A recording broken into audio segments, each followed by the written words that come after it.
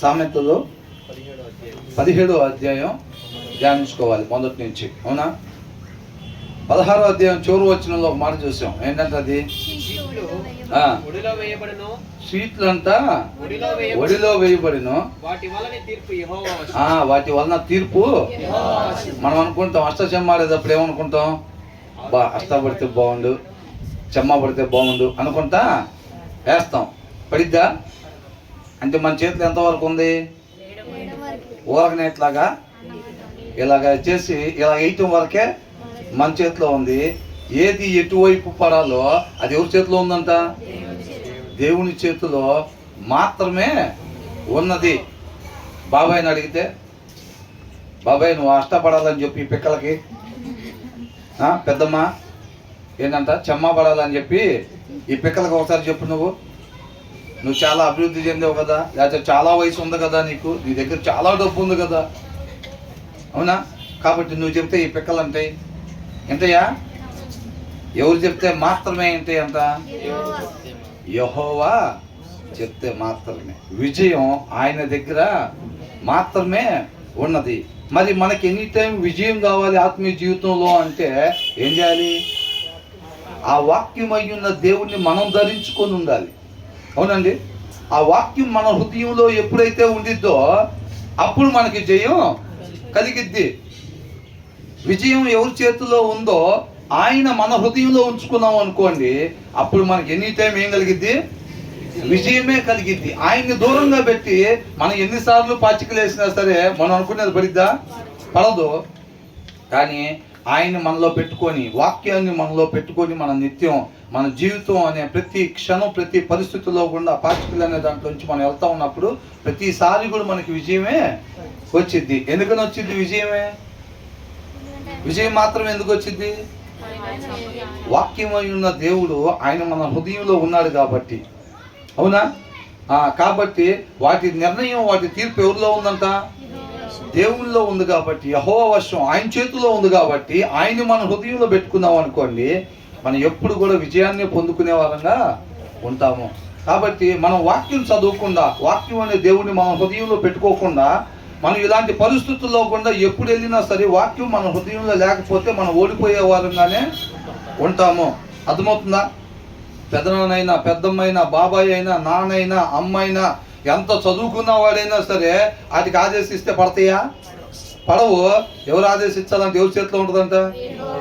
యెహోవా వశం. మనం కాబట్టి ఆ యెహోవాని మనం నిత్యం ధరించుకుని ఉండే వారంగా ఉన్నట్టయితేనే మనం జయించే వారంగా ఉంటాం. కేవలం మనిషి నిమిత్త మాత్రుడు.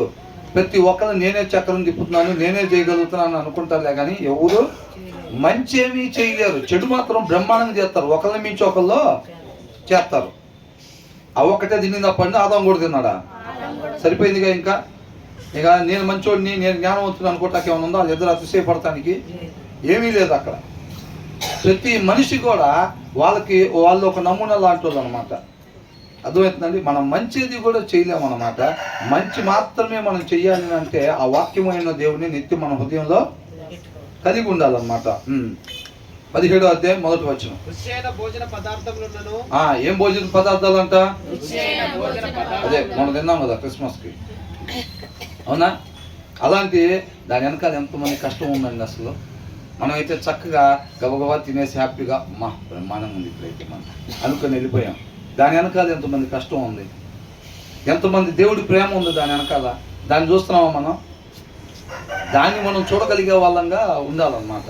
ప్రతిసారి కూడా ఇక్కడ నుంచుంటే ఎంత బాగుంది అసలు. అంతకుముందు ఎలా ఉండేది? సౌండ్ అవ్వగా నాకు చూస్తూ ఉండేవాడు. నేను ఇది చెప్తూ ఉండేవాడిని. ఏం చేస్తూ ఉండేవాళ్ళు? అది చూస్తూ ఉండేవారు. కొద్ది సౌండ్ అవ్వగా ఈ లోపల ఇటు నుంచి ఏదో వచ్చేది. మాకు ఓ పక్కన వెనక నుంచి ఏమొస్తాయని మా భయ. అవునా కదా? ఎలా ఉండేది? ఇప్పుడు ఎలా ఉంది? ఆహా ఎంత బాగుంది అసలు అన్నట్టుగా ఉంది. దీని వెనకాల ఎవరెవరి కష్టం బ్రదర్ అన్నట్టుగా ఎంతో మందికి అవసరతలు ఉన్నా సరే వాళ్ళు గుప్పిళ్ళు విప్పిన ప్రేమ. అవునా కదా? వాళ్ళు కూర్చోటానికి ఇప్పారా? అందరూ సహోదరులు సహోదరులు అందరూ కూడా చక్కగా కంఫర్ట్గా డిస్టర్బెన్స్ లేకుండా వాక్యం వినాలి అనే ఒక ప్రేమతో, దేవుని ప్రేమతో వాళ్ళందరూ కూడా చేసిన కార్యం అన్నమాట ఇది. అవును కదా. కాబట్టి రుచికరమైన భోజన పదార్థములను ఆ, కలహముతో కూడి ఉండిన ఆ, ఇంట నుండుట కంటే ఆ, నెమ్మది కలిగి ఉండి ఆ. వట్టే రొట్టె ముక్క తినుట మేలు. వట్టె రొట్టె ముక్క తినుట మేలు. మేలు. అంటే దీన్ని బట్టి ఏం నేర్చుకుంటున్నాం మనం ఈ వచనం బట్టి? బెటర్ ఏ డ్రై క్రస్ట్. డ్రై క్రస్ట్ అని అంటే మనకి బ్రెడ్ వచ్చింది కదండి, బ్రెడ్ కొనుక్కొచ్చుకుంటాం కదా, ఆ బ్రెడ్లో పై భాగం ఉంటుంది చూసారా, పైన ఉండేది అది ఎలా ఉంటుంది? ఆ కింద ఉన్నట్టుగా మెత్తగా సాఫ్ట్గా ఉండిద్దా? పైన ఎలా ఉంటుంది? గట్టిగా ఉండిద్ది. అవునా? ఆ పై భాగాన్ని చెప్తున్నారనమాట. Better A dry crust with peace అని అంటున్నాడు. ఏంటంట? నెమ్మది, సమాధానం, శాంతి కలిగి ఆ రొట్టె ముక్క తినుట మేలు అని అంటున్నాడు. దేనికన్నా? కలహాలు కలిగిన కుటుంబంలో రుచికరమైన భోజన పదార్థాలు తినేదానికన్నా. అర్థమవుతుందండి?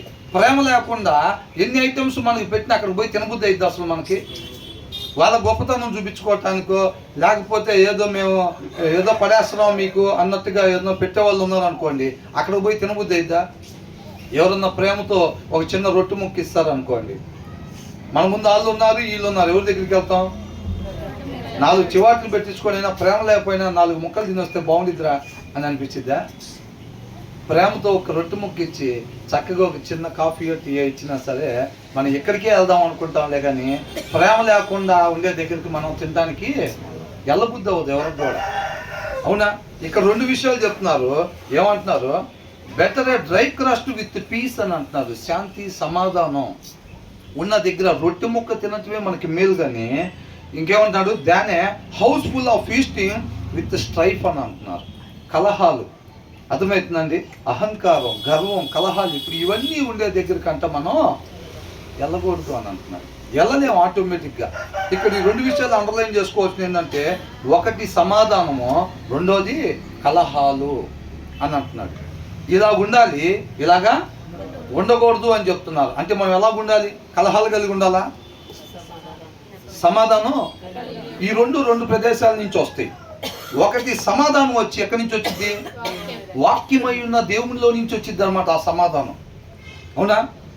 ఇవాళ దేవుడు చెప్తున్నాడు సమాధానం ఉండాలి అని చెప్తున్నాడు, కలహాలు కలిగి ఉండకూడదు అని చెప్తున్నాడు. కాబట్టి మనం ఇలాగ సమాధానంగానే ఉండాలి అని అనుకుంటాం. ఎంతమంది అనుకుంటున్నారు అట్లా? ఎంతమంది అనుకుంటున్నారు సమాధానంగానే ఉండాలి నేను, కలహాలు కలిగి ఉండకూడదు నేను అని అనుకుంటున్నారా? మరి ఇప్పుడు ఆ సమాధానం కావాలంటే అది ఎక్కడ దొరికిద్దంట? ఏ కొట్లో దొరికిద్ది? వాక్యమై ఉన్న దేవునిలో ఉండే గుణలక్షణం అనమాట ఆ సమాధానం అనేది. అర్థమవుతుందా? మరి ఇప్పుడు ఆ సమాధానం మనలో రావాలి అని అంటే మనం ఎక్కడి నుంచి తెచ్చుకుంటాం దాన్ని? వాక్యమై ఉన్న దేవుణ్ణి ఎప్పుడైతే మనం హృదయంలో పెట్టుకుంటామో, వాక్యాన్ని ధ్యానిస్తామో, అది మన హృదయంలోకి వెళ్ళిద్ది.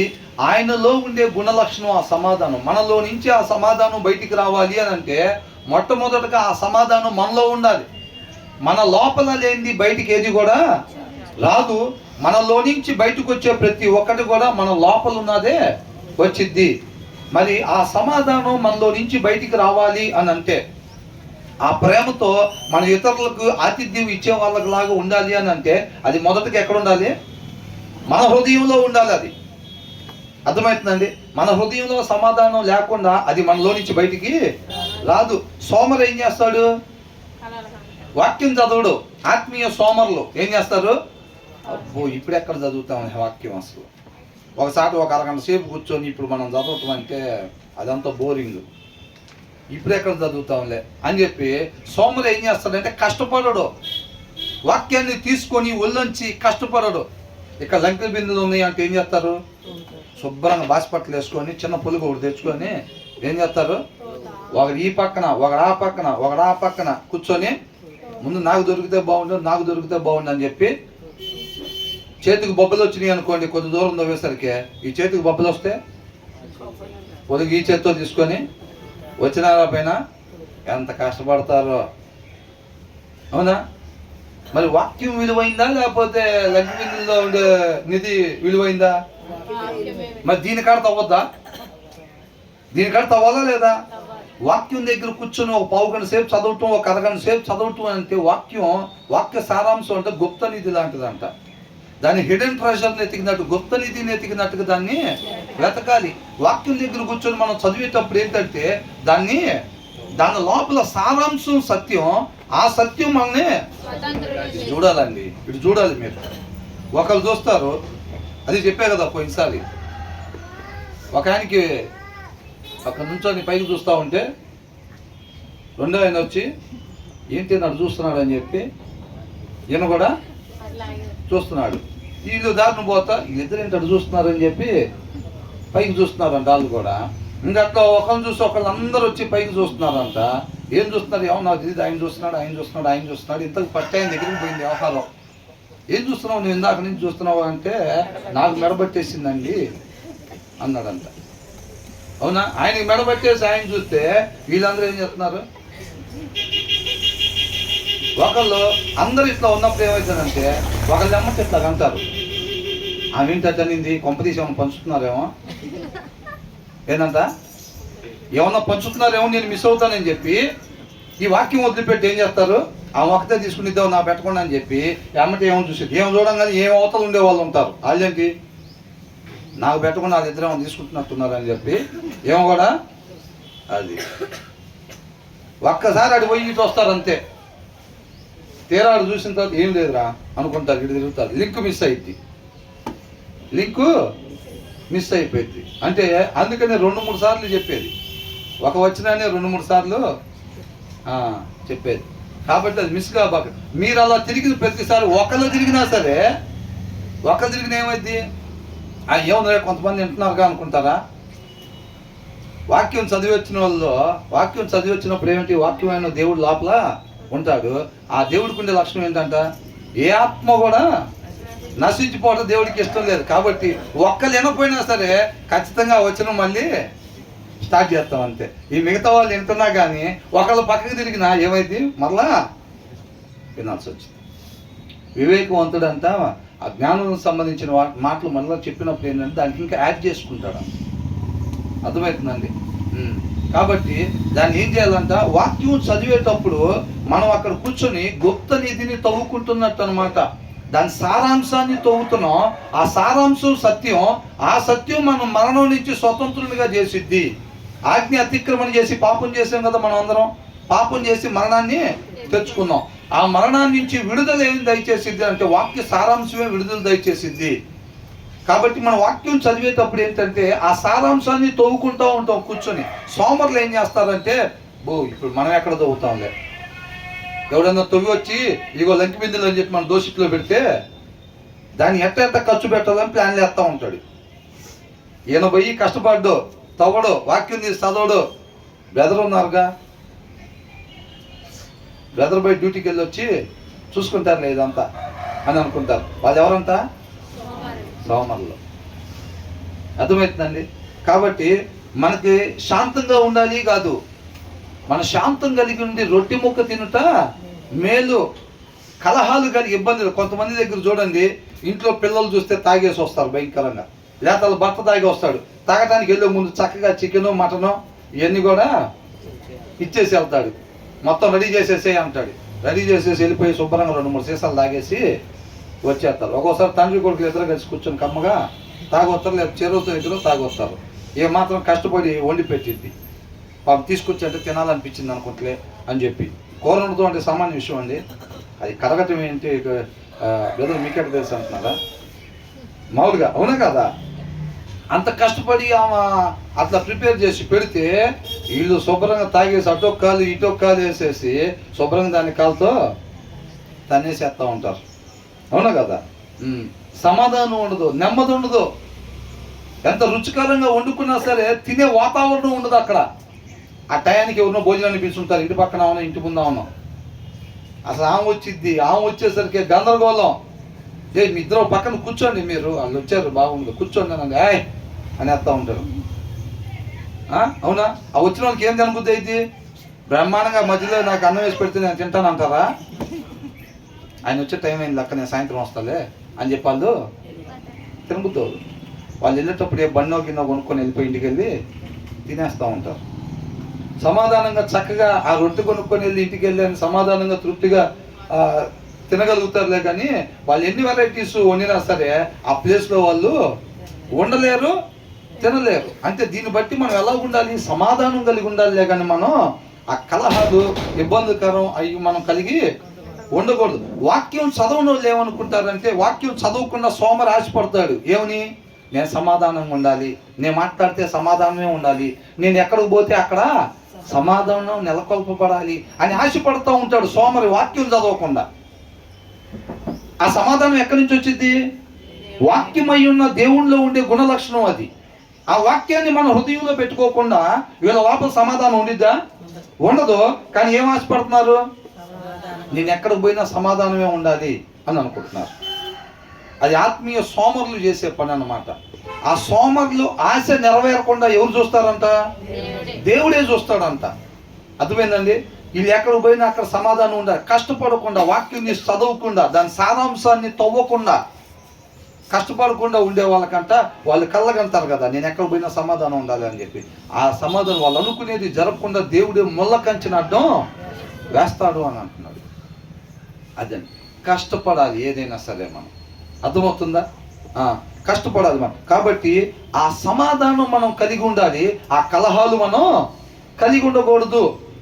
ఈ లోకంలో వాక్యం లేని వాళ్ళల్లో ఏముంటుందంటే కలహాలే ఉంటాయి. వాడిని మోసం చేయాలి, ఎట్టగట్ట 10 మందిని మోసం చేసైనా సరే పెద్దవాళ్ళం కావాలి, డబ్బున్న వాళ్ళం కావాలి, ఏదో ఒక వ్యాపారం పెట్టి 100 మందిని మోసం చేసైనా సరే పెద్ద మనిషి అయిపోవాలి మనం అనుకుంటూ ఉంటారన్నమాట. ఆ దగ్గర ఏముంటుంది? కలహాలే ఉంటాయి. కానీ వాక్యమైన దేవుడు చెప్తున్నాడు, కలహాలు ఉండేవాళ్ళు నిత్య జీవానికి చేరరు. ఎవరిలో అయితే సమాధానం ఉంటుందో వాళ్ళు నన్ను పోలి జీవిస్తున్న వాళ్ళు రేపు నాతో పాటు యుగ యుగాలు వాళ్ళు మాత్రమే ఉంటారు అని అంటున్నాడు. కాబట్టి మనం ఈ లోకానికి వెలుగై ఉన్నాము, ఉప్పు అయి ఉన్నాము అంట. వెలుగు ఏం చేసిద్ది? ఆ లైట్ ఏం చేస్తుంది? వెలుతురుని ప్రకాశింపజేస్తుంది. మనం కూడా సత్యం అనే వెలుగుని ఈ లోకంలో ప్రకాశింపజేయాలి. అర్థమవుతుందండి? మన క్రైస్తవులుగా ఉండి ఈ కలహాన్ని లోకంలో చూపించడం కాదు. కలహము అంటే చీకటికి గుర్తు అన్నమాట. అర్థమవుతుందా? ఉండకూడని లక్షణము అని. కాబట్టి క్రైస్తవులు అది ఏమాత్రం కనపడటానికి వీలు లేదు. మనం మంచి మాదిరికరంగా మాత్రమే ఉండే వాళ్ళంగా మనం ఉండాలి. సమాధానం మాత్రమే మనం కలిగి ఉండాలి తప్ప మనలో కలహాలు ఏమాత్రం కూడా ఉండటానికి వీలు లేదు. మనం ఈ లోకానికి వెలుగు, ఉప్పు, ఒక మంచి మాదిరి. అదే ఒక మనిషి అనేవాడు అలా ఉండాలిరా, అలాగా సమాధానం కలిగి ఉండాలి, శాంతి కలిగి ఉండాలి, ఒక చక్కటి వాతావరణాన్ని క్రియేట్ చేసేవాళ్ళగా ఉండాలి ఒక మనిషి అనేవాడు. వాడు చూడండి ఎలా ఉంటున్నాడు, మనందరం కూడా అలాగా ఉండాలిరా అని చెప్పి అలా ఒక మంచి మాదిరిని కనపరిచే వాళ్ళంగా మనం ఉండాలి. అంటే అలా మంచి మాదిరిని మనం కనపరచాలి అని అంటే ఆ గుణలక్షణం మనలో రావాలి అని అంటే అది మన వల్ల అయ్యే పని కాదు. ఆ వాక్యమై ఉన్న దేవుణ్ణి ఎప్పుడైతే మన జీవితం మీద అధికారం ఇస్తామో, మన హృదయంలో పెట్టుకుంటామో, ఆయనలో ఉండే లక్షణం మనలో నుంచి బయటికి వచ్చింది. మనలో ఆయన్ని చూపించగలుగుతాం అన్నమాట. మనలో ఎవరిని చూపించాలి? మనమేనా? మనమే కనపడాలా? మనలో క్రీస్తు కనపడాలన్నమాట. అందరూ ఆయన వల్లే ఉండాలి, ఆయన్ని పోలి జీవించాలి. అర్థమవుతుందండి? అది వాక్యమైన దేవుడు లేకుండా అది మన వలన అయ్యే పని కాదు. అలాగే నేను వాక్యం చదవకుండా నేను సమాధానాన్ని నెలకొల్పాలి, సమాధానం కలిగి ఉండాలి, సమాధానాన్ని ప్రకాశింపజేయాలని ఎవరైనా ఆశపడితే వాళ్ళు ఎవరంట? ఆత్మీయ సోమరులు అని అంటున్నాడు. కష్టపడాలి, వాక్యాన్ని చక్కగా శ్రద్ధ కలిగి మన హృదయంలో పెట్టుకోవాలి. ఆ సారాంశాన్ని వెతికి మన హృదయంలో పెట్టుకున్నట్టయితే దాంట్లో నుంచి వచ్చే గుణలక్షణం ఆ సమాధానం అన్నమాట. అప్పుడు మనం చక్కగా ఎక్కడికి వెళ్ళినా సరే ఇద్దరు గొడవలాడుకునే మధ్యలో ఒక విశ్వాసం వెళ్ళినప్పుడు ఏమైంది? ఇద్దరి మధ్యలో సమాధానాన్ని నెలకొల్పుతాడు అనమాట. ఎందుకు? ఈయన దగ్గర ఉంది అది లోపల, ఈయన దగ్గర ఉంది అది. ఈయన దగ్గర లోపల లేకపోతే ఎవరైనా సమాధానాన్ని నెలకొల్పుతారా?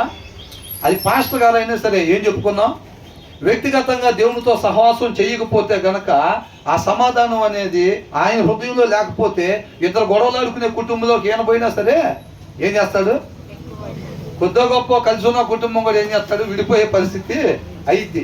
పాస్టర్ గారే కావచ్చు కాక లోపల వాక్యమైన దేవుడు లేకపోతే మాత్రం వాళ్ళిద్దరు విడిపోవటానికే కారకులు అవుతారు తప్ప కలిసి ఉండటానికి లేదు.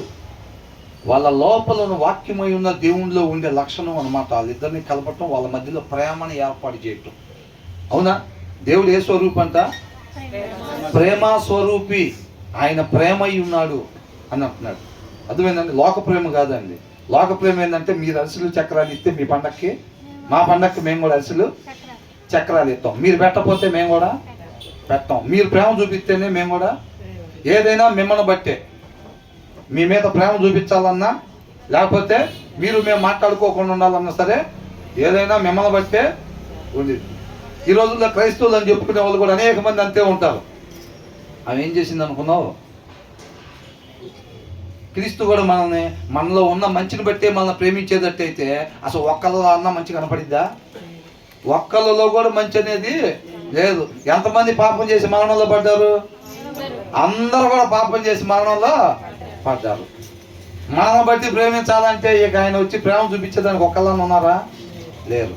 క్రీస్తు మనల్ని ఏ రీతిగా ప్రేమించాడు, మనం కూడా ఇతరులను అదే రీతిగా ప్రేమించాలి. మనలో అర్హత లేకపోయినా సరే, మంచి లక్షణాలు లేకపోయినా ఆయన మన కోసం మంచోళ్ళని ప్రాణం పెట్టాడా? చెప్పిన మాట వినకుండా సృష్టికర్తను గుండెల మీద దాన్ని వద్దన్న పని చేసి ఆయన గుండెల మీద దాన్నాం తంతే ఆయన ఏం చేశాడు? మన కోసం వచ్చి ప్రాణం పెట్టాడు. దాంట్లో నుంచి ఒక చొక్క వాత్సల్యత తల్లిలోకి వచ్చింది అంతే. తల్లికి ఎక్కడి నుంచి వచ్చిందండి అది? పిల్లల పట్ల వాత్సల్యత తల్లికి ఎక్కడి నుంచి వచ్చింది? ఆయనలో ఉండే మహాసముద్రంలో నుంచి జస్ట్ ఒక చుక్క లాంటి వాత్సల్యత. ఆ చుక్కను చూసే లోకం అమ్మో తల్లిని మించిన దైవం లేదని రాసేసారు పుస్తకాల్లో. ఏది? చుక్కను చూసి. వాళ్ళు సముద్రం చూడట్లా. సముద్రం చూస్తే ఇంకా సాష్టాంగ పడతామే ఇంకా దేవుడి ముందు. ఇక లెగవరు, పైకి లెగవమన్నా లెగవరు. అవునా కదా? వాళ్ళ కళ్ళ ముందే సముద్రం ఉంది, అయినా వాళ్ళు చూడలేని పరిస్థితి. వాళ్ళ కన్నులకు గుడ్డితనం కలుగు చేస్తుంది అన్నమాట. అది కాబట్టి వాళ్ళకి ఆ సముద్రాన్ని చూపించాల్సింది ఎవరు? మనమే. అవునా కదా? కాబట్టి ఈ వచనం నుంచి మనం ఏం నేర్చుకోవాలంటే, మనం సమాధానం మాత్రమే కలిగి ఉండాలి తప్ప కలహాలు మనం ఎప్పుడు కూడా కలిగి ఉండకూడదు. ఏ క్రైస్తవుల్లో కూడా కలహాలు అనేది కనపడకూడదు. ఎందుకంటే కలహాలు అనేది వాక్యం లేని హృదయంలో నుంచి వచ్చే లక్షణం అన్నమాట. అది అర్థమవుతుందండి? వాక్యం లేని హృదయంలో నుంచి వచ్చే లక్షణం అది, ఉండకూడనే లక్షణం అది కలహాలు అనేది. దేవుడు ఏమంటున్నాడు? నిన్ను వలే నీ పొరుగు వారిని ప్రేమించాలి. సహోదరులు ఐక్యత కలిగి ఉండట ఎంత మనోహరం. శుభ్రంగా తిట్టుకొని ఎవరు దారినాడు ఉంటే చూడటానికి ఎంత బాగుంటుంది. అట్లా రాసుందా?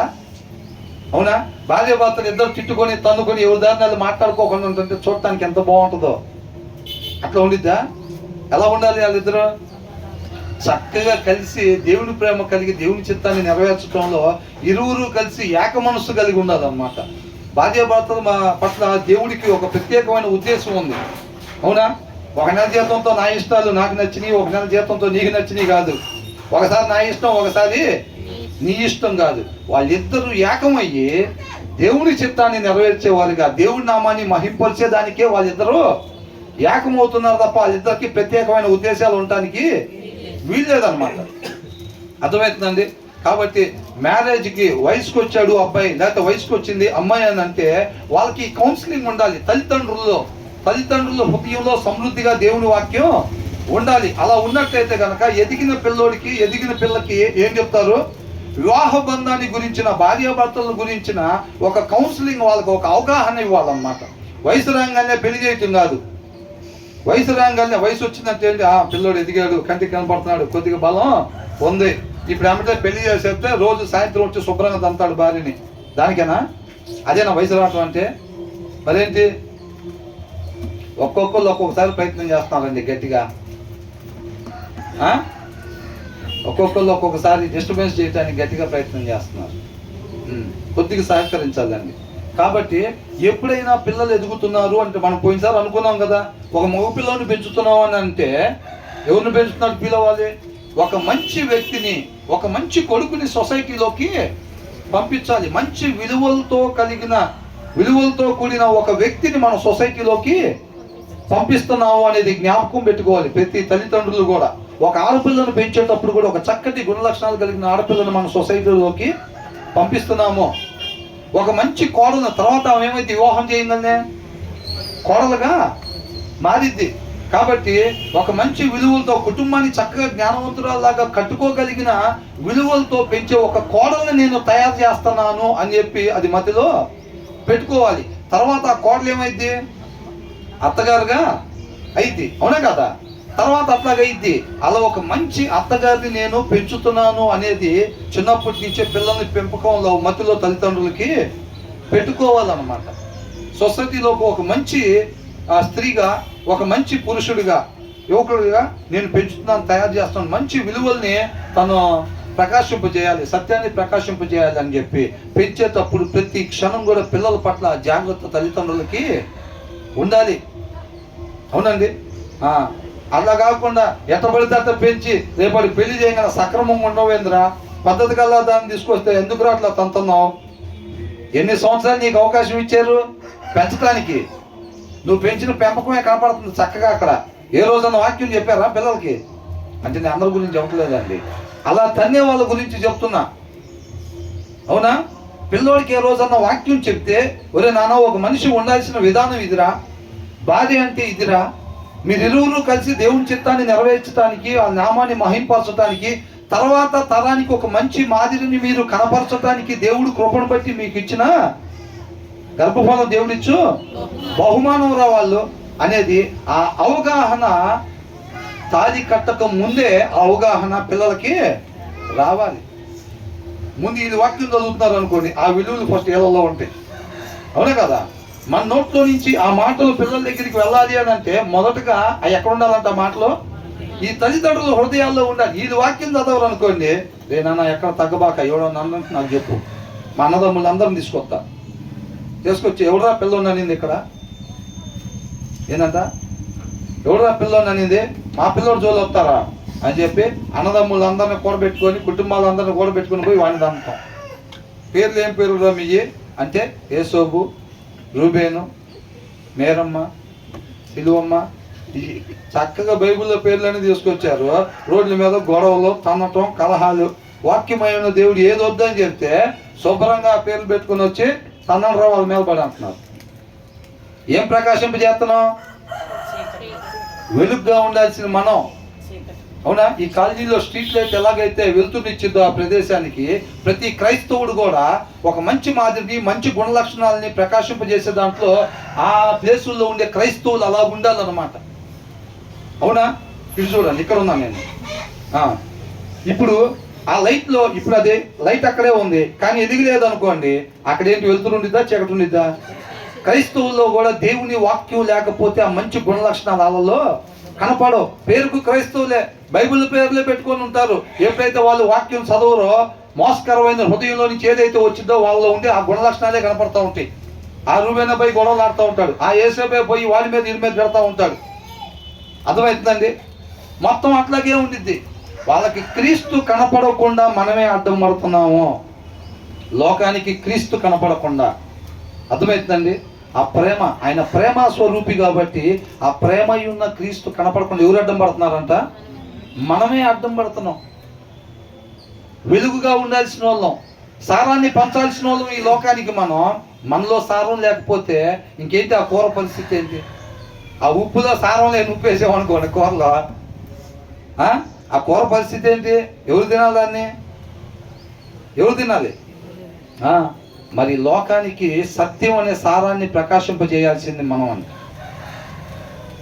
ఒక మంచి మాదిరిని, ఒక మంచి చూపుని, ఒక మంచి మాట తీరుని, ఒక మంచి ప్రవర్తనని, దేవుడి ప్రేమని లోకానికి చూపించాల్సింది మనం వాక్యం చదవకుండా ఉన్నప్పుడు ఏమవుతుందంటే, ఆ దేవుడు, వాక్యమైన దేవుడు మన హృదయంలో లేకపోతే ఆయనలో ఉండే గుణ లక్షణాలు మనలో నుంచి రావు.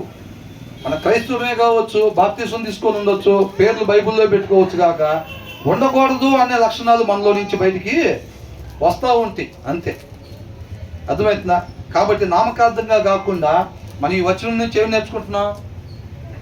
సమాధానం కలిగి ఉండాలి తప్ప మనం కలహాలు కలిగి ఉండటానికి వీల్లేదు. ఒకవేళ వాళ్ళే మన మీద గొడవ పడితే అప్పుడు బైబిల్ తీసి పక్కన పెట్టి పక్కన ఉన్న కత్తి ఒకటి, అన్న మీరు చూసారుగా, దేవా నువ్వు చూసావుగా, ఫస్ట్ నేనేమి గొడవ స్టార్ట్ చేయాల, వాళ్ళు గొడవ స్టార్ట్ చేశారు కాబట్టి నేను బైబిల్ పక్కన పెట్టా. కొంచెం సేపు నువ్వు కళ్ళు మూసుకున్నావు అంటే వాడి సంగతి చూసి వచ్చి మళ్ళీ యాస్టీస్గా బైబిల్ చదువుకుంటా. అదేనా? ఏసైని కూడా కొట్టగానే అదే అన్నాడా? కొట్టక ముందు దాకా అన్ని మంచి మాటలు చెప్పి దొంగతనాలు చేయబాకండి, వ్యభిచారం చేయబాకండి, అది చేయబాకండి, ఇది చేయబాకండి, మంచిగా ఉండండి, ఒకరినొకళ్ళు ప్రేమ కలిగి ఉండండి అని చెప్పి ఎప్పుడైతే ఏసైనా కొట్టగానే అవన్నీ వదిలిపెట్టేశాడా? కొట్టినా సరే ఏమన్నాడు? తండ్రి వీళ్ళు ఏం చేస్తున్నారు, వీళ్ళకి తెలియదు, వీళ్ళని క్షమించన్నాడు. ఎలా కొట్టారు? చిన్నగా ఇట్లా కొట్టారా? ఎలా కొట్టారంట? కొరడాతో కొడితేనంత ఇట్లా చీలిపోయిందంట. ఒక దెబ్బ కొట్టారా? మరి అన్నేసి పదులు కొద్దీ అన్ని దెబ్బలు ఆయన మీద అట్లా కొడుతుంటే పలికిన మాటలు అవి. ఎవడు కొట్టకుండా ఉన్నప్పుడు ఎవడన్నా కొట్టినా మనం కొట్టకూడదురా అని చెప్పటం కాదు. ఎవడన్నా కొట్టినా సరే కొట్టకుండా ఉండే తట్టుగా ఆ ఆత్మీయ బలం మనకి ఉండాలి. అర్థమవుతుందండి? ఏదో పై 4 వచనాలు చదివేసిపోతే ఆ బలం రాదు. కాబట్టి సమృద్ధిగా దేవుని వాక్యం మనలో ఉండాలి. మనం సమాధానం మాత్రమే కలిగి ఉండాలి. మనం ఎక్కడుంటే అక్కడ సమాధానం మాత్రమే నెలకొల్పబడాలి. అర్థమవుతుందండి? అంతేగాని భార్యాభర్తలు ఇద్దరు ఎదురింటోళ్ళు తన్నుకుంటుంటే ఇంకొద్దిసేపు తన్నుకుంటే బాగుండు, ఆమె ఇంకా ఇట్టదంతే బాగుండు, ఆమె ఇంకా ఆయన అట్టదంతే బాగుండు అని ఆశపడుతున్నాం అంటే మన లోపల ఏమన్నట్టు? చీకటి సమృద్ధిగా ఉందని. ఏముందంట? వాక్యం మన హృదయంలో ఉంటే అట్లా కోరుకుంటామా? ఎమ్మటే మోకరిస్తాం. మనం ఎప్పుడైతే మన కంటితో ఆ దృశ్యం కనపడిందో ఏం చేస్తారు? బలహీనులుగా ఉన్న స్త్రీలైనా సరే ఎమ్మటే మోకరించి క్షణం ప్రార్థన చేయాలి. వాళ్ళ మధ్యలో సమాధానం నెలకొల్పబడాలని ప్రార్థన చెయ్యాలి. ఒకవేళ మనం పోయి ఆపలేకపోతే కనుక ప్రార్థన చెయ్యాలి. అంతే తప్ప బల్లే ఉంది క్రికెట్ మ్యాచ్ అన్నట్టుగా ఉండకూడదు. అలా ఉంటే కనుక మనం చాలా సరి చేసుకోవాల్సింది ఉందని అర్థము. కాబట్టి మన కలహాలు కలిగి ఉండకూడదు. ఏమాత్రం కూడా వాక్యం లేని హృదయంలో నుంచి కలహాలు వస్తాయి. మనం అలా ఉండకూడదని చెప్పి దేవుడు కోరుకుంటా ఉన్నాడు. మన సమాధానం మాత్రమే కలిగి ఉన్నట్టయితే కనుక రేపు మనం యుగ యుగాలు కలిసి ఉండొచ్చు అని దేవుడు మనకు ఆహ్వానం పలుకుతా ఉన్నాడు అనమాట. తర్వాత ఏమంటున్నారు? బుద్ధిగల దాసుడు సిగ్గు తెచ్చి కుమారుని మీద ఏలుబడి చేయును. ఏం చేస్తాడంట? బుద్ధిగల దాసుడు ఏంటంట? సిగ్గు తెచ్చి కుమారుని మీద ఏలుబడి చేయును. ఏలుబడి కొద్దిగా శ్రద్ధ పెట్టి వింటేనే అర్థమైందండి. కొంచెం శ్రద్ధ పెట్టి, ఎందుకంటే ఇది ప్రసంగం లాగా ఉండదు మనకి. ఏదైనా కొంచెం శ్రద్ధ పెట్టి వింటేనే దాని సారాంశాన్ని మనం పొందుకోగలుగుతాం. ఆ సారాంశమే మనం బతికించింది అనమాట. బుద్ధిగల సేవకుడు ఏం చేస్తాడంట? సిగ్గు తెచ్చి కుమారుని మీద ఏలుబడి చేయును. అన్నదమ్ములతో పాటు వాడి పిత్రార్జితము పంచుకొను. వాడి పిత్రార్జితం పంచుకొను. మనకి బయట చదువుతుంటే ఒకలాగా అర్థమవుతా ఉండేది అనమాట. దాని కింద ఉండే సారాంశాన్ని మనం తీసుకోవాలి. అర్థమవుతుందండి? ఈ లేఖనం అనేది ఇప్పుడు పైన ఉండే అక్షరాలు పైన కనపడే సర్ఫేసు. ఇప్పుడు అక్కడ లంక బిందులు అన్నాం కదా, ఆ పైన కనపడేది అనమాట అక్షరం. దాని కింద ఉండిద్ది సారాంశం. మనం దాన్ని తీసుకోవాలన్నమాట. అర్థమవుతుందండి? కాబట్టి ఇక్కడ ఏ ప్రూడెంట్ సర్వెంట్ అని అంటున్నాడు. అంటే వివేకము కలిగిన సేవకుడు, ఒక ఇంట్లో పనివాడు అని అంటున్నాడు. అర్థమవుతుందండి? ఎలాంటి పనివాడు అంట? వివేకము కలిగిన పనివాడు. అర్థమవుతుందండి? 2 రకాల మనుషుల గురించి చెప్పబడతా ఉంది వాక్యంలో. ప్రతిసారి కూడా ఒకళ్ళు వివేకవంతులు, రేపు నిత్య జీవులు ఆయనతో పాటు యుగాలు ఉండేవాళ్ళు. రెండో వాళ్ళు అవివేకులు, రేపు నిత్య నరకాగ్నిలో ఉండేవాళ్ళు. వివేకి ఏ రీతిగా ఉండాలో అక్కడ చెప్పబడతా ఉంది. మనం ఆ రీతిగా మాత్రమే ఉండాలి అని చెప్పి ఆశపడి ఆయన్ని ఆశ్రయిస్తే కనుక ఆయన మన తరపున పోరాటం చేసి యుద్ధాన్ని మనకి జయాన్ని అప్పగిస్తాడు. కాబట్టి ఇక్కడ ఏమంటున్నాడంట? వివేకవంతుడైన సేవకుడు అంట ఏం చేస్తాడంట? Will rule over a disgraceful son. అంటే ఇక్కడ ప్రూడెంట్, డిస్గ్రేస్ఫుల్ ఇద్దరు ఉన్నారన్నారు. అవునా? ఈ సేవకుడు ఎలా ఉన్నాడంట? వాళ్ళ ఇంట్లో పనిచేసే ఆయన ఎలా ఉన్నాడంట? ఎలా ఉన్నాడంట? వివేకము కలిగి ఉన్నాడంట. ఆ ఇంట్లో పని ఆయన గురించి ఒక తండ్రి ఉన్నాడండి. ఆ తండ్రికి కుమారుడు ఉన్నాడు. ఆ ఇంట్లో ఒక పనివాడు ఉన్నాడు అనమాట. ఆ పనివాడు ఎలా ఉన్నాడంట? వివేకము కలిగి ఉన్నాడంట. ఎక్కడ తెచ్చుకున్నాడు ఆయన? డిమార్ట్లోనా, డెకత్లో ఉన్నానా? ఎక్కడ తెచ్చుకున్నాడు అది? ఆయనకి ఆ వివేకం ఎక్కడి నుంచి వచ్చింది? వాక్యములో ఉండిద్ది అనమాట ఆ వివేకం అనేది. అర్థమవుతుందండి?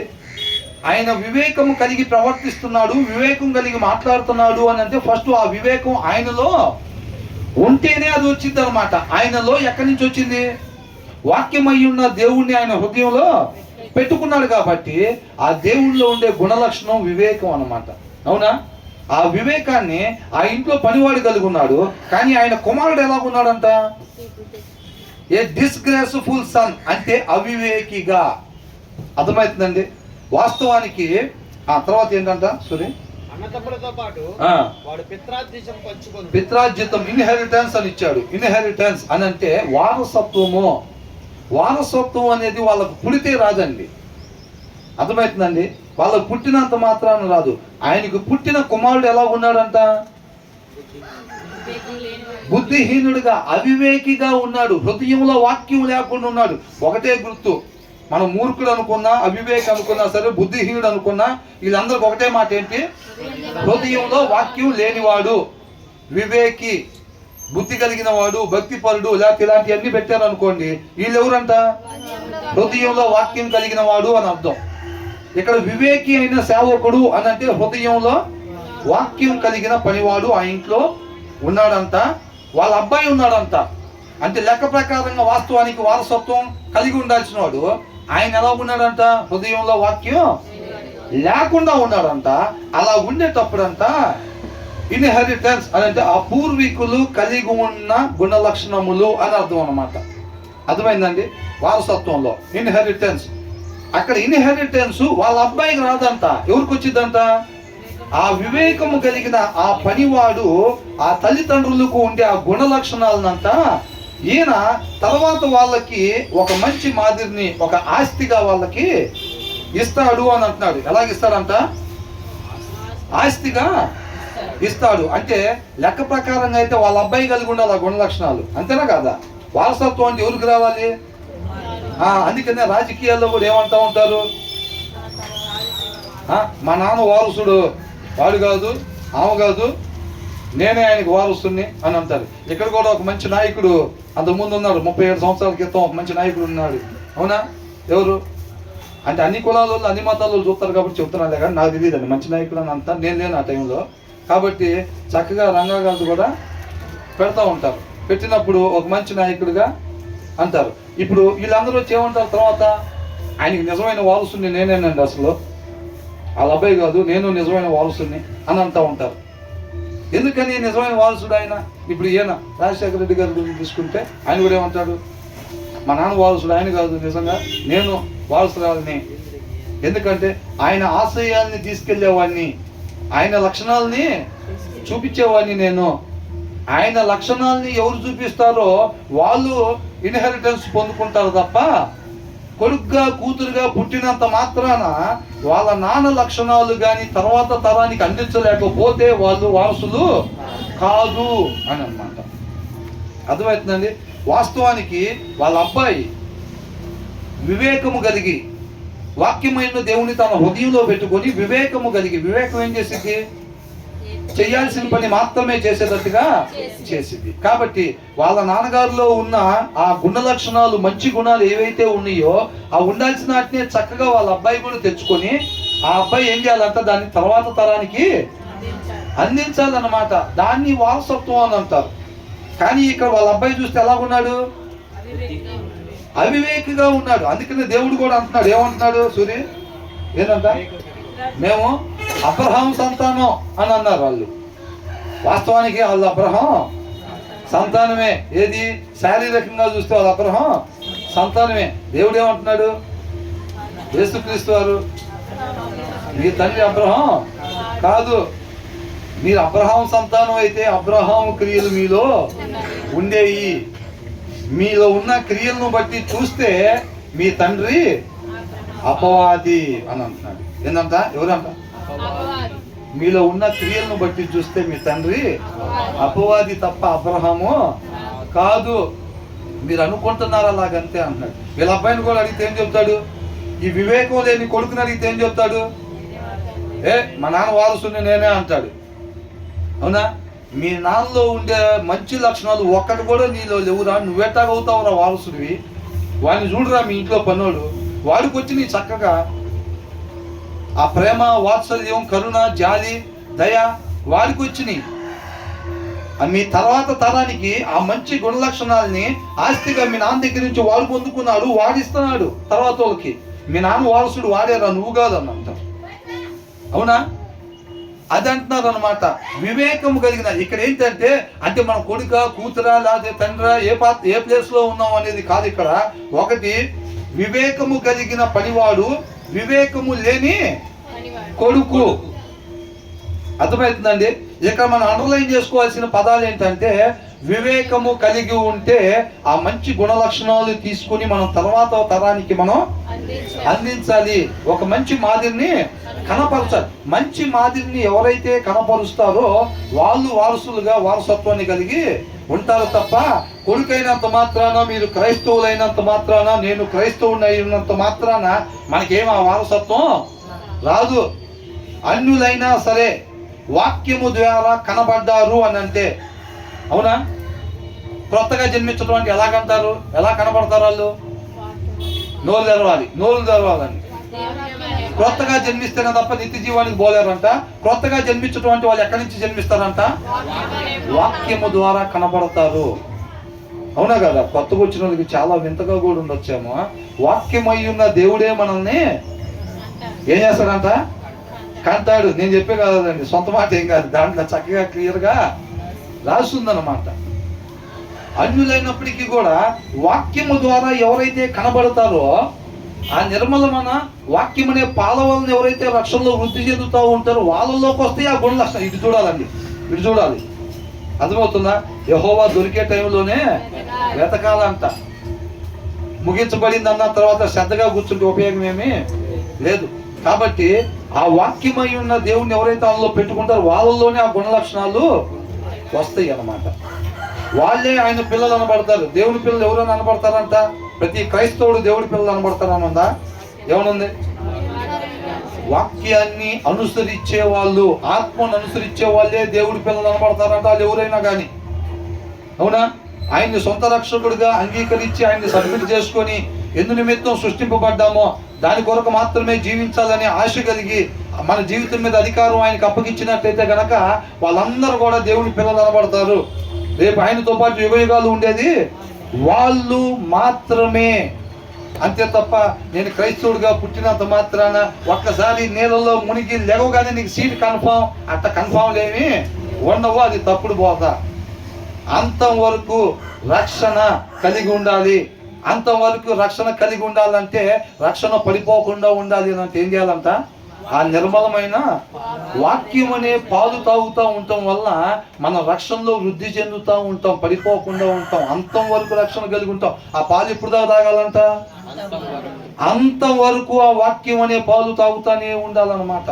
అప్పుడే అంతం వరకు రక్షణలో ఉంటాం. అప్పుడప్పుడు రక్షణలోకి వచ్చిన చదవాలి వాక్యం. మనం చదివే పని ఏం లేదు, మనకు ఆల్రెడీ లోపల ఉండిద్ది. మొత్తం ఉండిద్దా? దావీదుకు ఉండదా?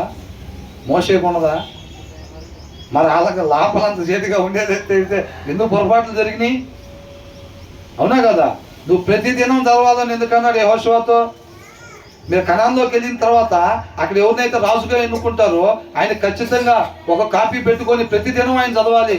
అప్పుడే ఆయన న్యాయంగా ఉండాలనే కోరిక కలిగి నన్ను ఆశ్రయిస్తాడు. ఆయన న్యాయంగా ఉంటాడు, మిగతా వాళ్ళకి న్యాయం చెప్పగలుగుతాడు. నువ్వు ఫస్ట్ ఒక 2 నెలలు ఈ కొండ మీద కూర్చొని మొత్తం బాగా చదువు, దాన్ని లోపల పెట్టుకో అన్నాడా? ప్రతిరోజు. అర్థమవుతుందండి?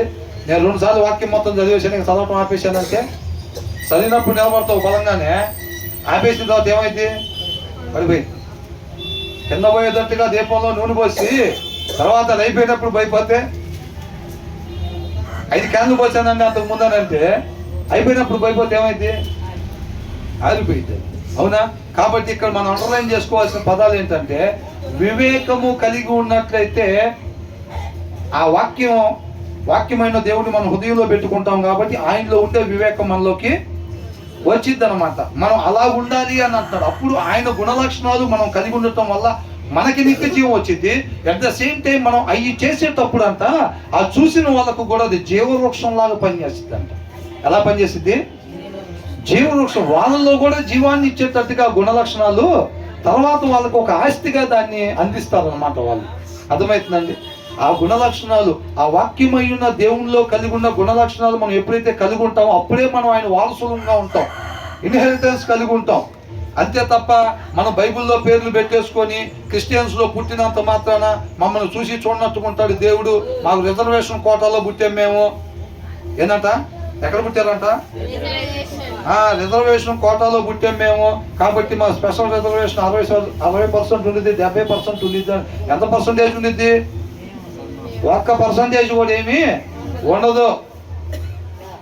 ఒక అన్యులుగా ఉండి సొంత రక్షకుడుగా క్రీస్తుని అంగీకరించి ఆ జీవితం మీద అధికారం ఆయనకి ఇచ్చి నిత్యము ఆ వాక్యము ధ్యానిస్తున్నట్లయితే కనుక వాళ్ళు రేపు యుగయుగాలు దేవునితో పాటు ఉంటారులే. కానీ క్రైస్తవుల్లో పుట్టి ఇటండి ఇక్కడ ఆరిపోయి ఎదిగే లైట్లు ఎందుకు పెడతారు తెలుసా? ఒకళ్ళ ధ్యాసను ఆకర్షించడానికి. అవి 14 ఎదిగే ఉన్నాయి అనుకోండి, అట్లాగా స్థిరంగా ఒకసారి చూస్తారు, వదిలి పెడతారు. అది ట్యాప్కి ఒకసారి ఇట్లా అంటుంది అనుకోండి, ఏం చేస్తారు? బ్రదర్ అట్లా అండి ఇక్కడ పెట్టాలి, అదేంటి ఆరిపోయి వెలుగుతుందని చెప్పి చూస్తూ ఉంటారు. అవునా? లేకపోతే కనుక కొద్దిగా సౌండ్ అయితే ఏంటది, ఎవరు తీసుకెళ్తున్న ఆస్తి అన్నట్టుగా. ఇటు పక్కన ఒక ₹1 కోటి, ఇటు పక్కన ₹1 కోటి పెట్టుకొని కూర్చున్న వాళ్ళు ఉంటారు చూసారా? కొద్దిగా సప్లవంగా ఏం చెప్తారు? ఎవరు ఆ ₹1 కోటి చేస్తుంది అన్నట్టుగా. ఏముండదు చుట్టుపక్కల. మళ్ళీ కొద్దిగా సౌండ్ అయినా కానీ ఏం చెప్తారు? అమ్మో ఏమో తీసుకెళ్తున్నారేమన్నా అన్నట్టుగా అది చూస్తారు. వాళ్ళు చూడగానే మిగతా అమ్మలు చూస్తాం. అట్లయితే కాబట్టి మనం దీన్ని బట్టి ఏం నేర్చుకుంటున్నాం? ఎలా ఉండాలంటే మనం వివేకము కలిగి ఉండాలి. వివేకం అవివేకిగా మనం ఉండకూడదు. వివేకము కలిగి ఉన్నట్లయితేనే ఆ వారసత్వాన్ని మనం కలిగి ఉంటాము. తర్వాత తరానికి ఆ మంచి గుణ లక్షణాలని అందించగలుగుతాం. మరి వివేకంగానే ఉండాలని ఎంతమంది అనుకుంటున్నారు? ఇందాక మొదటి వచ్చిన ఎలాగనుకుందాం? సమాధానంగా మాత్రమే నేను ఉండాలి, కలహాలు కలిగి నేను ఎప్పుడు కూడా ఉండకూడదు అనుకుంటున్నాం. ఈ రెండో వచనంలో ఎలా అనుకుంటున్నాం? వివేకము కలిగి మాత్రమే నేను ఎప్పుడు ఉండాలి అని అనుకుంటున్నారు. అవునా? ఆ వివేకం కలిగి ఉండాలంటే మనం ఏం చేయాలంట? అది దేవుల్లో ఉండే గుణ లక్షణం ఆ వివేకం. కాబట్టి ఆ వాక్యమైన దేవుణ్ణి ఏం చేయాలి? మన హృదయంలో పెట్టుకోవాలి. మనం వివేకవంతంగా చూడాలి, వివేకవంతంగా మాట్లాడాలి, వివేకవంతంగా ప్రవర్తించాలంటే ఫస్ట్ ఆ వివేకం మనలో ఉండాలి. మనలో ఉండాలంటే ఆ వాక్యమై ఉన్న దేవుడిని మన హృదయంలో పెట్టుకోవాలి. వాక్యాన్ని ధ్యానించాలి చక్కగా. అప్పుడు దాంట్లో నుంచి మనం వివేకం కలిగి ఉంటాము. అంతేలే కానీ వాక్యాన్ని ధ్యానించకుండా వివేకం కలిగి ఉండాలంటే అది ఎవరి ఆశ అంట? సోమరి ఆశ. ఎవరి ఆశ? వాక్యమై ఉన్న దేవుడిని మన హృదయంలో పెట్టుకోకుండా నేను వివేకంగా ఉండాలి, బైబిల్ తీసి చదవకుండా నేను వివేకం కలిగి ఉండాలనుకుంటే అది సోమరులు ఆశపడినట్టంట. వాళ్ళ ఆశ నెరవేరకుండా దేవుడే చూసుకుంటానంటున్నాడు. కాబట్టి మనం కష్టపడి ఆ వివేకాన్ని మన లోపల పెట్టుకోవాలి. ఆ కష్టపడి ఆ సమాధానాన్ని మన లోపల పెట్టుకోవాలి. విలువైన వాటిని పెట్టుకోవాలి. టీవీ సీరియళ్ళు, అబద్ధాలు, వాళ్ళు భలే మోసం చేశారు వ్యాపారం పెట్టి. మనం కూడా అట్లా కొట్టి ఈ మూల మీద పెట్టి మనం కూడా అట్లా కలిపి వ్యాపారం చేసి ఇంకా అవి కాదు లోపల పెట్టాల్సింది. ఈ విలువైన వస్తువులు ఏవేవి విలువైనయో దేవుడు చెప్తున్నాడు. ఆయన కృపను బట్టి, ఆయన మనల్ని ప్రేమించి. సమాధానం విలువైంది అంటున్నాడు. కలహాలు విలువైనవి కాదు, వ్యర్థమైనవి, వాటిని మీ లోపలికి రానిబాకండి అంటున్నాడు. ఆ సమాధానం విలువైంది, దాన్ని పెట్టుకోండి లోపల అంటున్నాడు. వివేకం విలువైంది, దాన్ని లోపల పెట్టుకోండి. అవివేకం అనేది వ్యర్థమైంది, దాన్ని మీ జోలికి రానిబాకండి మీ లోపలికని అంటున్నాడు. అర్థమవుతుందండి? చక్కగా అది వాక్యంలో దొరుకుతాయి అన్నమాట. అవి మనకి అవన్నీ అంటే బ్రదర్ ఇవన్నీ కాదు, అక్కడ ఒకటి ఇక్కడ ఒకటి అక్కడ ఒకటి కాదు. అసలు మంచి లక్షణాలు వాక్యంలో చెప్పబడే మంచి లక్షణాలు అన్నీ కలిపి ఒక దగ్గర కాంబోగా ఎక్కడ దొరుకుతాయి అని అంటే ఏం చెప్తారు? వాక్యంలోనే దొరుకుతాయి అన్నమాట. సమాధానం ఒక దగ్గర ఆ చివర కొట్లో దొరికిద్దండి, ఈ చివర సూపర్ మార్కెట్ ఒకటి ఉండిద్ది, అక్కడ వివేకం దొరికిద్దండి అని అంటే కాదుగా. ఎక్కడ దొరుకుతాయి అంత చక్కగా మనం శ్రమ పడే పని లేకుండా మంచి గుణ లక్షణాలన్నీ, ఒక మనిషి కలిగి ఉండాల్సిన గుణ లక్షణాలన్నీ కలిపి కోంబోలో దేవుడు ఏర్పాటు చేసి ఇచ్చాడు మనకి ఆయన ప్రేమను బట్టి. అవునా? ఏంటి ఆ కోంబో? దేవుని వాక్యము. దాన్ని లోపల వేసుకున్నట్టయితే గనక మనకన్నీ మంచి లక్షణాలే ఉంటాయి అన్నమాట. అది లోపల లేకపోతే దానికి ఆపోజిట్ అన్నీ ఉండకూడని లక్షణాలే ఉంటాయి. మనం ఎవరైనా కానీ క్రైస్తవులు అయినా బైబిల్లో పేర్లు పెట్టుకున్నా ఎవరైనా హృదయంలో వాక్యం లేకపోతే వాళ్ళు మంచి చేయలేరు. మంచి మాదిరిగా ఉండలేరు, మంచి మాదిరిని కనపరచలేరు. ఎంతమందికి అర్థమైంది? అవునా?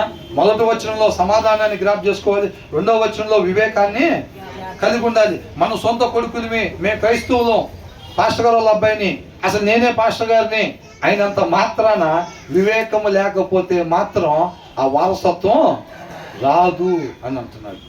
కాబట్టి నేను పలానా వాళ్ళ అబ్బాయినండి అవన్నీ పెట్టుకోబాకండి, ఆయనగా తెలుసుకోవాలి. మా నాన్న బాగా వాక్యం చదువుతాడు కాబట్టి దేవుడు నన్ను రేపు చూసి చూడకుండా మేఘాల మీద తీసుకెళ్ళిపోతాడు. మా అమ్మ బాగా ప్రార్థన చేసింది కాబట్టి నన్ను చూసి చూడనట్టుగా దేవుడు, దానికి బైబిల్లోంచి ఒక వచనాన్ని తెచ్చుకుంటారు. ఏమని? నోవాహు రా, బయటికి రా నోవాహు అని చెప్పి నోవాహు దగ్గర నుంచి వీక్కొని వచ్చి, ఈ 600 ఏళ్లలో నీవే నా కను దృష్టికి నీతిమంతుడిగా ఉన్నావు కాబట్టి నువ్వు నీ కుటుంబం వాళ్ళలో నీకు ప్రవేశించండి అని అన్నాడు. కాబట్టి మా నాన్న ఒక్క నీతిమంతుడిగా ఉంటే శుభ్రంగా నోవాహు కుటుంబంలో మమ్మల్ని అందరినీ ఎక్కించుకెళ్తాడు. మేఘాల మీద ఎక్కించుకెళ్తాడా? యాడ్ నుంచి తీసుకునేది దేనికి ముడేసాం? రేపు టిక్ టాక్ రెడీ అయ్యి వస్తాం, దేవుడు రాగానే మేఘాల మీద ఎక్కటమేగా అన్నట్టుగా బెదరంటారు కదా. ఏంటంట? అయ్యా పరలోకమేగా. అవునా? రెడీ అయ్యి వస్తారు. ఎక్కించుకుంటారా? ఎక్కించుకోరు. వాళ్ళ నాన్న వాడికి ఎక్కించుకుంటారు, వాళ్ళ అమ్మని వాడికి ఎక్కించుకుంటారు. 2 కాళ్ళ మీద ఒక మనిషి నిలబడినట్టుగా ఒక విశ్వాస జీవితం నిలబడాలి స్టాండర్డ్గా అని అంటే, ఒకటి ప్రార్థన, రెండోది వాక్య ధ్యానం. ఆ 2 స్టాండర్డ్గా ఉంటేనే. ఒక కాలు వీక్గా ఉందనుకోండి, ఏంటి పరిస్థితి? చక్కగా నిలబడతాడా? విశ్వాస జీవితంలో కూడా అంతే. ప్రార్థనా జీవితం బలహీనంగా ఉంటే అపవాదికి తెలుసు కాబట్టి ఏం చేస్తాడు? ఆ ప్లేస్లో అటాక్ చేస్తాడు ఎప్పుడైనా. అంటే ఇప్పుడు యుద్ధం చేసేటప్పుడు ఒక దగ్గర గోడ పడిపోయి ఉందనుకోండి, గోడ బాగా ఉన్నాకెళ్ళి నుంచి యుద్ధం చేసుకొస్తారు మన మీదకి. ఎటు నుంచి వస్తారు? గోడ ఎటు పడిపోయిందో చూసి అటువైపు నుంచి జరపడతారు కోట లోపలికి. అవునా? అపవాది కూడా ఏం చేస్తాడు? ఓహో, ఆ ఇంట్లో భర్త వాక్యం చదవడా, వాళ్ళలో నుంచి ప్రవేశించాలి ఆ కుటుంబంలోకి. పిల్లలు అసలు చదవరా వాక్యం, పిల్లల్లో కూడా ప్రవేశించాలి. తర్వాత బలంగా ఉన్న దగ్గర కొట్టేసేయాలి. ఫస్ట్ బలహీనంగా ఉన్న దగ్గర నుంచి జరబడి తర్వాత బలంగా దాన్ని పడగొట్టాలని చూస్తాడు అపవాది. అవునా కదా? అది కాబట్టి ఎప్పుడు కూడా తావు ఇవ్వకూడదు అన్నమాట. ఒక కోటలాగా, ఒక బలమైన కోటలాగా కుటుంబాన్ని నిర్మాణం చేసుకోవాలి. ఆ బలం ఎక్కడి నుంచి వచ్చింది? వాక్యము. భర్త చదవాలి, భార్య చదవాలి, పిల్లలు చదవాలి. అందరిలో వాక్య సారాంశం ఉన్నట్టయితే దేవుని చూడంగానే దెయ్యాలు ఏమవుతాయి అంట? దురాత్మలో గల్లగద ఉనికి పారిపోతాయి అంట. ఎక్కడి నుంచి వెళ్ళిపోమనంగా ఏమవుతాయి? వెళ్ళిపోతాయి. దేవుడు లేకుండా, వాక్యమైన దేవుడు మనలో లేకుండా నువ్వు వెళ్ళిపోవాలంటే ఏం చెప్తే అక్కడ దండంగా నిద్రపోసి పరిగెట్టారంట. రాస్తుందా లేదా దాంట్లో? అట్లాగా మన వాటి మీద మన అపవాది మన కోటని ఏమీ చేయలేకుండా ఉండాలంటే ప్రతి ఒక్కరి హృదయాల్లో వాక్యం అనే దేవుడిని మనం పెట్టుకున్నట్టయితే కనుక మనలో ఉన్న దేవుడిని చూసా ఏం చేస్తే పారిపోతే మనల్ని ఏమీ చేయలేవు. కాదు మన గుమ్మాల కాడు ఉంటే కుక్కలాగా కాపలా. అవునా? మన గుమ్మాల కాడు ఉంటే ఎందుకు? ఎప్పుడు ఇది హృదయాల్లో వాక్యం లేకుండా ఉంటారో అప్పుడు అటాక్ చేద్దాం ఈ కోట మీద అని చెప్పి రెడీగా ఉంటాయి. అవునా కదా?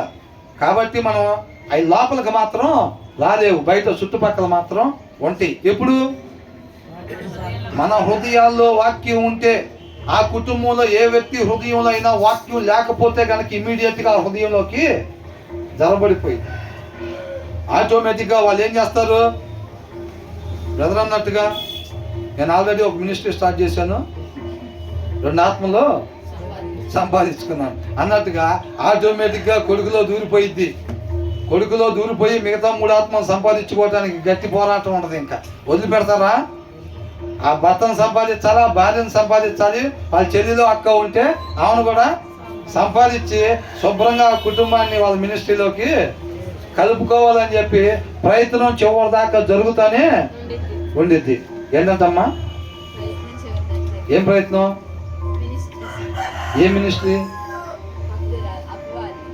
అపవాది మినిస్ట్రీ. అంటే ఒక చెవు ఇటు ఒక చెవు అటు, తెలివిగా కొంచెం. కాబట్టి మనం అలాగుండాలి. అర్థమవుతుందా? మనం బలం కలిగి ఉండాలి. ప్రతి ఒక్కరి హృదయాల్లో వాక్యం ఉండాలి. యజమానుడు హృదయంలో సమృద్ధిగా వాక్యం ఉండాలి. దేవుడితో బలంగా అంటుకట్టబడి ఉండాలి. నేను ఇలా నిలబడి ఉన్నానంటే కారణం వాక్యమై ఉన్న దేవుడే, నాలో ఏమీ లేదు, నువ్వు కూడా బలంగా నిలబడాలి, లేకపోతే కుటుంబానికి ఆపద వచ్చిద్ది. నాన్న పిల్లలు మీరు కూడా బలంగా ఉండాలి. డాడీ మమ్మల్ని గట్టిగా పట్టుకో డాడీ అంటే మాలో ఏమీ లేదు. మేము బలంగా ఉండటానికి కారణం వాక్యమై ఉన్న దేవుడు. కాబట్టి ఆయన మీ హృదయంలో పెట్టుకోండి, అపవాదికి తావు ఉండదు అని చెప్పి పిల్లల్ని పెంచాలి. అలాగే పెంచుతున్నావా? లేకపోతే భార్య శుభ్రంగా చర్చికి పోయి వాక్యం చదువుకోండి, భర్త మాత్రం అసలు వాక్యం చదవకుండా ఉండి భార్య వచ్చి ఏమండి కొద్ది వాక్యం చదవండి మీరు కూడా అంటే ఏం మాట్లాడుతున్నావు, నోరు లెగుస్తుంది ఈ మధ్య ఏంటంట మంచి మాటలు. భార్య అయ్యో నా భర్త కూడా నశించిపోకూడదు, రేపు నాతో పాటు వాటర్ ఏదా బాటిల్ ఓకే అవునా? భర్త ఏమంటున్నాడు, నేను నోరు లెగుస్తుంది ఈ మధ్య, కరోనా మొన్న వండావా అందుకే నేను చర్చికి వద్దనేది. అందుకనే పెద్ద భక్తురాలాగా ఏదైనా ఉంటే అక్కడ చేసుకో షోయింగ్, అంతేలే కానీ ఏడకొచ్చి షో చేయబాక అని అంటారు. అంటారా లేదా? ఏమేం చేసేది కుమ్మిరి ఏడుస్తూ ఉంది. అందరు మొగుళ్ళు చీరలు తీసుకొస్తే నా మొగుడు ఏం చేసేదంట, అంత చక్కగా చర్చికి పోతే అందరూ భార్యాభర్తలు కలిసి వస్తుంటే, భార్యాభర్తలు ఇద్దరు కలిసి వాక్యాన్ని వింటున్నారు, ఎంత చక్కగా పిల్లలతో అవుతుంటే మా ఆయన మాత్రం అని చెప్పి ఏడుస్తూ ఉంటారు కొంతమంది. అవునా కదా? వాక్యం లేని వాళ్ళు అన్యులు తిట్టారని బాధపడతారు. అన్యులు చిట్టగా పొగుడతారండి. అన్యులు హృదయంలో వాక్యం లేని వాళ్ళు చిట్టగా ఏం చేస్తారు వాళ్ళు? దానికి ఆశ్చర్యం ఏముంది? హృదయంలో వాక్యం లేని వాళ్ళు ఏదన్నా మంచిగా అమ్మ మీరు బాగుండాలని చెప్పి ఏదైనా తీసుకొచ్చి దానికి ఆశ్చర్యపోవాలి. ఇంటి పక్కన తిట్టిందండి, తిట్టింది, మరి ఆమె దగ్గర వాక్యం లేదు కాబట్టి దానికి ఆశ్చర్యం ఏముంది? మనకు ముందే ప్రిపేర్ అయి ఉండాలి కదా. కాబట్టి ఏంటంటే వివేకము కలిగి ఉండాలి, కానీ మనం అవివేకులుగా ఉండకూడదు. ఆ వివేకము కలిగి ఉండాలని అంటే ఆ వాక్యమైన దేవుని దగ్గరే దొరికిద్ది అన్నమాట. మనం అవునా? చెయ్యాల్సిన పని ఒక మనిషి ఉండాల్సిన రీతిగా మాత్రమే మనం ఉండాలి. అది వివేకం వల్ల ఉపయోగం అన్నమాట. వివేకం ఏం చేసిద్ది? ఒక మనిషి మాట్లాడాల్సిన రీతికి మాత్రమే మాట్లాడేటట్టుగా చేసిద్ది, ఉండాల్సిన రీతిగా అంటే ఒక మంచి మాదిరిగా మాత్రమే ఉండేటట్టుగా చేసిద్ది వివేకం. వివేకం వల్ల అది ఉపయోగం. ఒక విశ్వాసి ఖచ్చితంగా వివేకం కలిగి ఉండాలి. అవునా? ఎక్కడా లేనిది ఇంతటితోటి ముగిద్దాం చక్కగా. 2 వచనాలు. అవునా? ఎన్ని వచనాలు? 2 వచనాలు. ఎందుకన్నా ఎక్కువైతే చెప్పేసుకుందాం 5 వచనాలు 7 వచనాలు అనేది కాదు, కానీ మనం సారాంశాన్ని మిస్ అయిపోయి ముందుకు వెళ్ళిపోయే పరిస్థితి ఉండిద్ది అనమాట. కాబట్టి అలా కాకుండా బ్రదర్ కూడా అంటూ ఉంటారు, బ్రదర్ ఏంటి మళ్ళీ 2 వచనాలు 4 వచనాలు చెప్పినట్టుగా ఉందా అంటే, అన్న ఒక్కటి చెప్పినా సరే చక్కగా హృదయంలో నాటబడేటట్టుగా, హృదయం అనే పలక మీద రాయబడేటట్టుగా ఉండటం మేలు అన్నా. మనకి గబగబా సరిగ్గా రాయకుండా బోజరుగా కనపడకుండా రాసుకునే కన్నా హృదయంలో చక్కగా ఉండేటట్టుగా, హృదయంలో నాటబడేటట్టుగా 2 మాటలు చెప్పుకున్నా మనకి అదే మంచిదన్న. మనం నిదానంగా అయినా సరే మనం అలాగే వెళ్దాము అని అంటూ ఉంటారు అన్నమాట. అవునా? దేవునికే మహిమ కలుగుతుంది కాక.